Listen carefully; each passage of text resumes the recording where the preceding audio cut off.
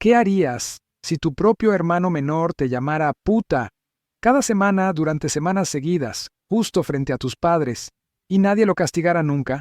¿Te quedarías callado y lo dejarías pasar? ¿O hablarías, incluso si eso significara ser visto como el villano en tu propia familia? Soy la única hija en una casa con 4 hermanos, y me he acostumbrado a que me llamen nombres degradantes y humillantes.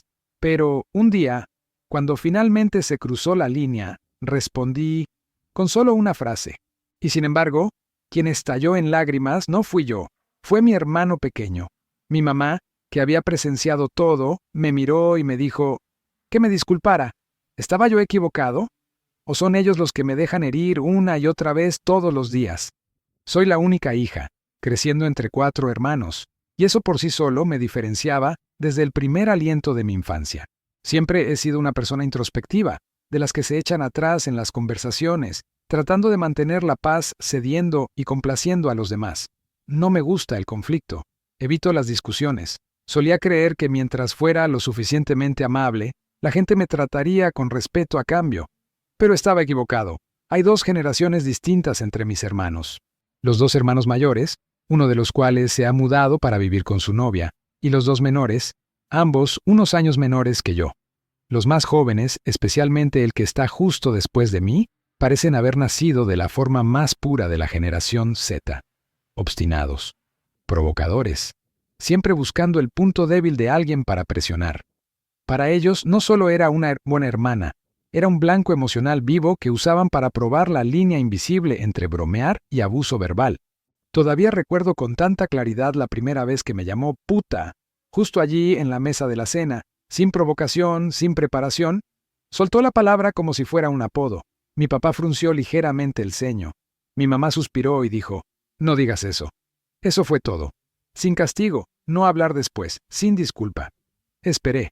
Esperé a que los adultos de la casa se dieran cuenta de que se había cruzado una línea, que incluso si era solo una broma, me estaba cortando la piel, mi sentido de valía día tras día. Pero a medida que pasaban los días, me encontré siendo empujado lentamente fuera de la idea de estar protegido en el mismo hogar en el que crecí.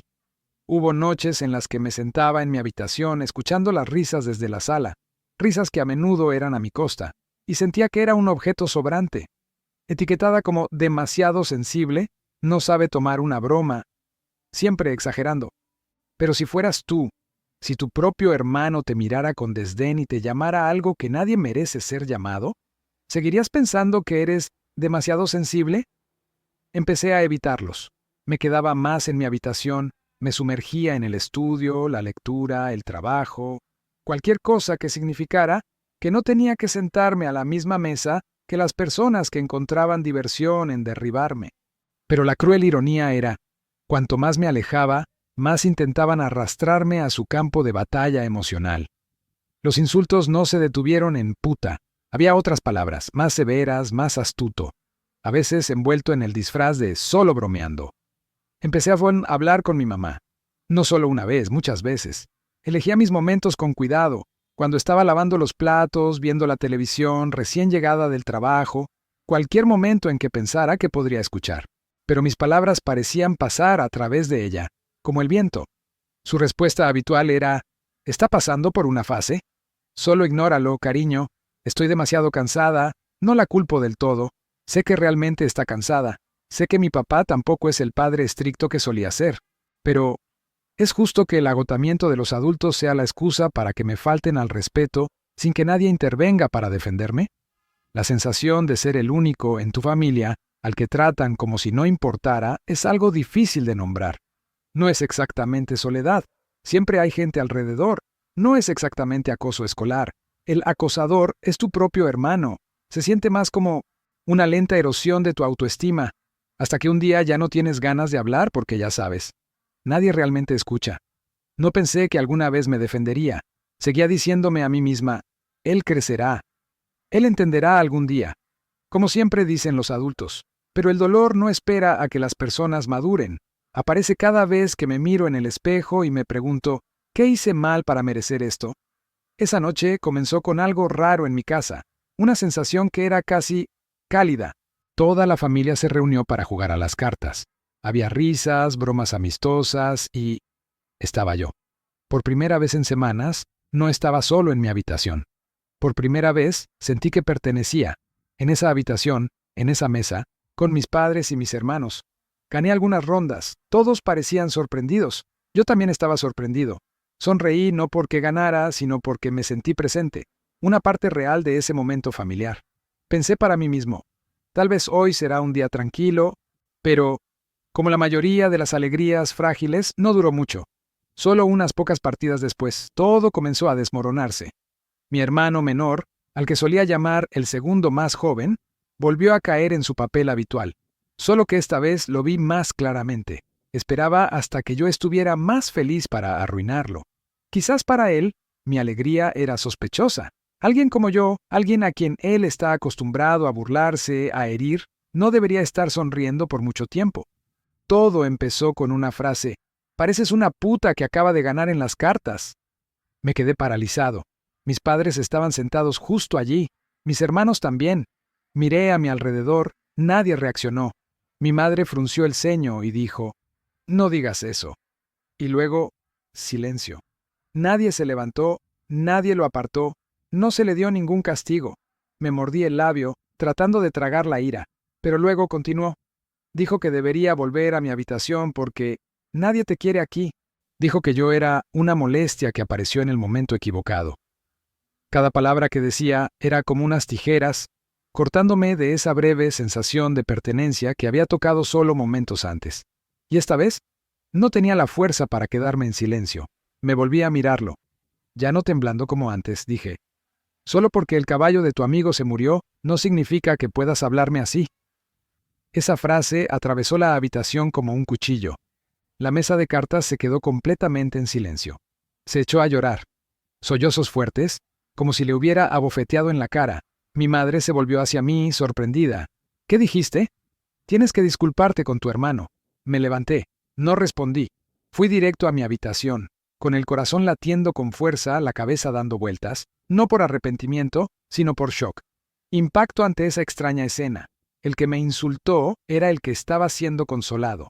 Y yo, la que había sido herida durante tantos meses, era la que se esperaba que bajara la cabeza. No me arrepentí. Y aún ahora, no me arrepiento. Esa noche, lloré. Pero no por lo que dije. Lloré porque algo se estaba volviendo dolorosamente claro. En mi familia, la resistencia se valora más que el derecho a ser respetado. Me veían como terca, como incapaz de dejar las cosas pasar, simplemente porque no me quedé callada como en otras ocasiones. Hay una idea errónea común sobre los niños callados, que son débiles, pero la verdad es que a veces son ellos quienes han tenido que contenerse más, soportar más, y solo cuando han llegado a su límite final, finalmente hablan. Lo que dije esa noche, por frío que pudiera sonar, fue la cristalización de cientos de heridas que nunca habían sido reconocidas, nunca habían sido sanadas. Me pregunto, si no hubiera dicho eso, ¿cuánto tiempo habría pasado para que mi hermano se diera cuenta de lo dañinas que pueden ser las palabras para la autoestima de una persona? Y me pregunto, ¿por qué siempre se priorizan las emociones de quien insulta sobre las de quien ha sido herido? La línea entre bromear y abuso emocional es tan delgada que solo la persona que lo vive puede sentir dónde está. Y a veces incluso los padres eligen simplificar las cosas con un despectivo. Solo están bromeando. No, jefe. Esto ya no es jugar más. Esto es un patrón, un comportamiento deliberado y repetido con un daño emocional claro. Cuando alguien es llamado puta a pesar de nunca haber tenido una relación, de no haber hecho nada malo, la palabra deja de ser una broma. Se convierte en una etiqueta tóxica, pegada a su vida y su valor día tras día. Esa noche no me disculpé. Solo susurré un suave «lo siento» a mi madre, por hacerla triste, nada más. En cuanto a mi hermano, me quedé en silencio. No sentí que le debía una disculpa, porque por primera vez después de tantos días de ser ignorada, finalmente me defendí. Pero defenderme no significaba que estuviera en paz. Esa noche, después de que se cerró la puerta de mi habitación, las emociones finalmente comenzaron a desbordarse. Ya no tenía que salvar las apariencias, ni fingir estar tranquila frente a nadie. Me hundí en el suelo, con la espalda contra la cama, y las lágrimas empezaron a caer. No las ruidosas y dramáticas, sino las silenciosas y ahogadas que suben desde la garganta, como si tu corazón intentara decir algo que tu boca no puede. No me arrepentí de defenderme, pero empecé a dudar de mí misma. Pensé, me pasé de la raya, debería haberme contenido un poco más. Si me hubiera quedado callado, tal vez ella no habría llorado. Si no lo hubiera dicho, tal vez mamá no me habría mirado con tanta decepción. Sabía exactamente lo crueles que habían sido mis palabras. Sí, había ido directo a su herida fresca, la muerte del caballo que su amiga adoraba. Pero no fue venganza. Fue una llamada de atención, un recordatorio de que el duelo nunca es una excusa para herir a los demás. Y sin embargo, en esa habitación oscura, cuando la razón ya no protegía a la emoción, fui atormentado por lo que creía que era correcto. Y esa es la parte más aterradora, cuando sabes que no estás equivocado, pero aún así te sientes culpable, solo porque alguien más lloró. Lo peor no es que te griten o te insulten, sino que te vean como la mala persona solo porque te niegas a ser más la víctima. El momento en que dejé de ser la hermana mayor tranquila, amable y tolerante, toda mi familia me miró como si me hubiera convertido en otra persona. Los ojos de mamá, el silencio de papá, los pasos silenciosos de mis hermanos, después, todo me hizo sentir como si hubiera hecho algo mal. Hay una verdad dolorosa que muchas personas no se atreverán a decir en voz alta. La familia no siempre es un lugar seguro para mostrar tu dolor. De hecho, a menudo es dentro de tu propia familia donde más tienes que ocultar tus emociones, porque si hablas te verán como egoísta, dramático, irrespetuoso o que no amas lo suficiente a tus hermanos. A la mañana siguiente, no bajé a desayunar. Me quedé en la cama, escuchando el tintineo de los platos en la cocina y a mamá llamando mi nombre, sin un atisbo de dulzura. Todo volvió a la normalidad, excepto yo. No porque estuviera enojado, sino porque estaba cansado. Empecé a hacerme una serie de preguntas. Si me quedo en silencio, ¿alguien realmente verá mi dolor? Si me levanto, ¿habrá alguien de mi lado? ¿Y si ni siquiera mi propia familia puede entenderme? ¿A quién puedo acudir? Pensé en los amigos con los que había hablado por teléfono. Algunos dijeron que era fuerte, algunos dijeron que debería mudarme, algunos simplemente se quedaron en silencio porque no sabían qué decir. Pero los consejos no ayudan mucho cuando la soledad vive dentro de ti como una habitación cerrada con llave, y ni siquiera puedes encontrar la llave tú mismo. Lo que más me dolió no fue que me llamaran puta o escuchar «nadie te quiere aquí». Fue el hecho de que mis padres escucharon todo, y aún así no hicieron nada. No son malas personas, lo sé. Son solo padres que hacen lo mejor que pueden bajo 1000 presiones. Pero a veces, el amor no es el suficiente si no viene acompañado de acción. Necesitaba ser protegida. Necesitaba ser reconocida como un ser humano con sentimientos, no solo como la buena hija sensible. Empecé a escribir en mi diario todas las noches, como una forma de desenredar mis pensamientos desordenados. Escribí sobre el miedo, la tristeza, la ira y las preguntas a las que aún no tenía respuestas. Escribir se convirtió en mi forma de evitar desaparecer en el papel invisible que los demás seguían asignándome. Y a través de esas páginas, una idea comenzó a tomar forma. Ya no puedo esperar a que ellos cambien más. Tengo que hablar, sin importar lo que pase. Empecé a planear una conversación con mi mamá, no para culparla, pero para contar toda la historia, de principio a fin. No con ira, pero con toda la sinceridad que pude encontrar. No esperaba una disculpa. Solo quería saber que, de todo el dolor que he llevado, al menos una persona en esta casa realmente me ve y me cree. Y si tengo suerte, tal vez ese momento podría ser el comienzo, no para arreglar todo, sino para reconstruir desde el principio. Había imaginado esa conversación en mi cabeza innumerables veces. Ensayé cada palabra, cada respiración. Tenía miedo de llorar, miedo de perder el control, miedo. Me verían como una drama queen otra vez, como tantas veces antes. Pero también sabía, si no lo decía esta vez, quizás nunca tendría otra oportunidad. Tan pronto como mis padres llegaron a casa después de un largo día, salí de mi habitación. Mis manos temblaban, mis palmas frías, mi corazón latía como un tambor.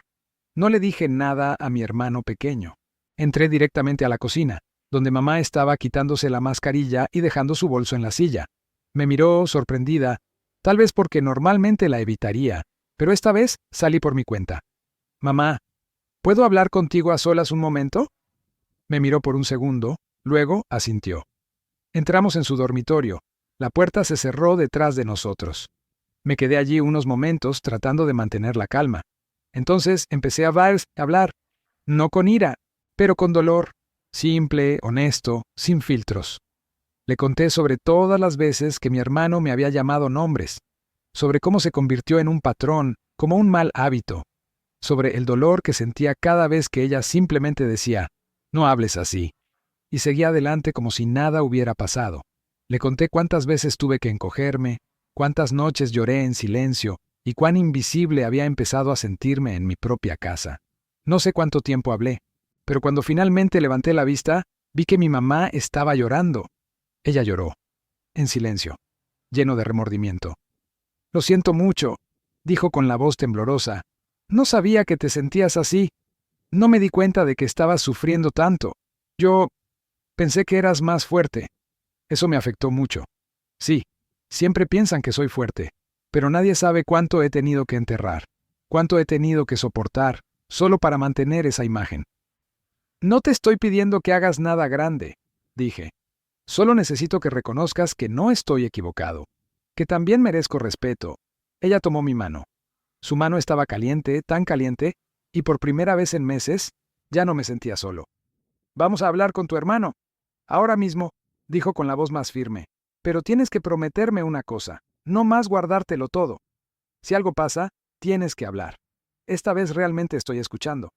Asentí. Mi corazón se sintió un poco más ligero, no porque todo estuviera arreglado, sino porque sabía que finalmente había salido de la sombra de la resistencia silenciosa. Llamamos a mi hermano. Entró en la habitación un poco torpemente. Quizás no sabía lo que venía. Mamá le dijo que se sentara, luego me miró, señalando que era mi turno. No lo culpé, solo le dije cómo me sentía. El dolor lento y punzante, la decepción cada vez que me insultaban, la soledad de sentir que nadie estaba de mi lado. Le conté cómo había tenido que reprimir las cosas, cómo había tenido que protegerme y por qué estallé de la manera en que lo hice la última vez. Al principio, guardó silencio. Pero a diferencia de antes, esta vez no interrumpió. No sonrió con desdén, no se puso a la defensiva. Simplemente escuchó. Sus ojos se pusieron más rojos con cada palabra que decía. Y entonces, mamá intervino. «Estoy orgulloso de tu hermana por decir su verdad. Y necesito que sepas, tu comportamiento cruzó una línea. Esto ya no es solo bromear entre hermanos. Esto es abuso verbal, daño emocional, y no dejaré que continúe». Esa fue la primera vez que vi a mamá tomar completamente mi parte, sin excusas. No es solo un niño. Todos nos quedamos juntos un poco más. Luego mamá nos dejó a los dos solos. Pensé que volvería a ponerse a la defensiva, pero no lo hizo. Bajó la cabeza. «Lo siento. De verdad, no sabía que te dolía tanto. Pensé que no te importaban las cosas que decía». Se detuvo. Luego añadió. «Cuando dijiste eso sobre el caballo, me di cuenta de que debiste haberlo guardado por tanto tiempo. Me dolió cuando lo dijiste, pero ahora lo entiendo». Luego se levantó en silencio, caminó hacia mi habitación y arregló la bisagra del armario que había estado floja para siempre, algo a lo que nunca le había prestado atención antes. Luego volvió y me abrazó. Un abrazo de verdad. No forzado. No incómodo. No dije nada. Solo lo abracé de vuelta y sentí cómo la gruesa pared entre nosotros comenzaba a derretirse. Algunos cambios no comienzan con palabras, comienzan con las acciones más pequeñas, pero más sinceras. La forma en que mi hermano menor arregló silenciosamente la puerta del armario ese día, sin drama, sin disculpas vacías, fue el momento en que realmente sentí su remordimiento. Se sintió más real que cualquier «lo siento» a medias que pudiera haber.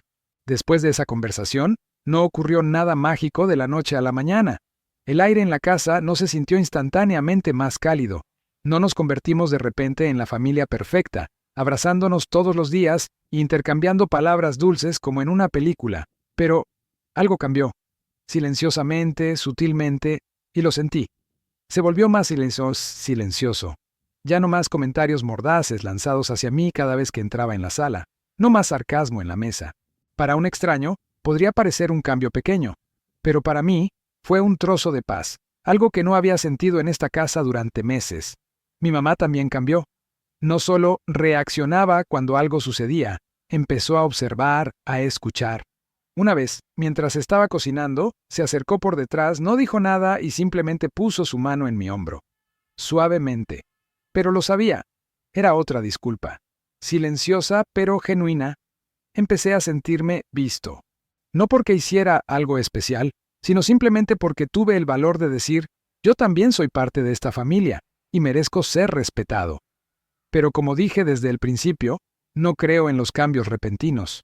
Sé que la naturaleza humana no cambia después de una charla profunda, especialmente no en los chicos adolescentes que crecen en un mundo donde las redes sociales erosionan lentamente la empatía. Así que observé, en silencio. Observé su comportamiento en los días que siguieron. Todavía tenía sus cambios de humor, todavía se volvía brusco, pero las palabras duras que solía lanzar se detuvieron. Y cuando se le escapaba, se quedaba en silencio en el momento en que mamá le lanzaba una mirada o yo levantaba una ceja. Poco a poco, aprendí algo importante. Incluso los lazos familiares más profundos necesitan límites claros o pueden convertirse silenciosamente en crueldad. Muchas personas creen que dentro de una familia se puede decir o hacer cualquier cosa y todo será entendido y perdonado. Pero eso es un error. La sangre no es un pase libre para hacer daño. El amor no puede sobrevivir solo con la biología. Necesita respeto y una conciencia de los límites. Hubo un tiempo en que pensé que perdonar a mi hermano era imposible. Quería cortar todos los lazos emocionales con él, solo para protegerme del dolor. Pero me he dado cuenta. El perdón no significa olvidar. El perdón significa elegir soltar lo que no se puede cambiar, para que puedas proteger lo que aún tiene una oportunidad. Perdoné. No porque él lo mereciera, sino porque yo merecía paz. Merecía dejar de cargar con el pesado peso del resentimiento. Nadie en la vida es perfecto, ni siquiera en las familias. Los padres también son humanos, a veces cansados, a veces equivocados.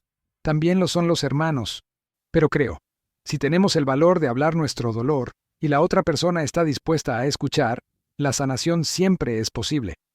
No sé cuánto tiempo durará esto. Tal vez en unas semanas o en unos meses volvamos a chocar. Pero una cosa sé con certeza. He cambiado. Ya no soy la chica que se queda en silencio y traga sus lágrimas. He aprendido a hablar la verdad sin miedo a ser demasiado sensible, establecer límites sin culpa, aceptar disculpas con gracia, pero nunca olvidar lo que sucedió. He llegado a entender. Algunas cosas necesitan romperse antes de poder ser reconstruidas. Algunas relaciones deben pasar por una crisis antes de volverse fuertes y reales. Y si tú, el que está escuchando esta historia, alguna vez te has sentido invisible en tu propia familia, quiero que recuerdes esto. No estás equivocado por sentirte herido. No eres demasiado sensible, y tienes todo el derecho de exigir respeto, incluso de las personas más cercanas a ti. No esperes a que el dolor te vuelva insensible. Habla mientras aún puedas. Porque mereces ser escuchado, mereces ser amado, de la manera que realmente necesitas. En cuanto a mí, seguiré mirando, seguiré esperando.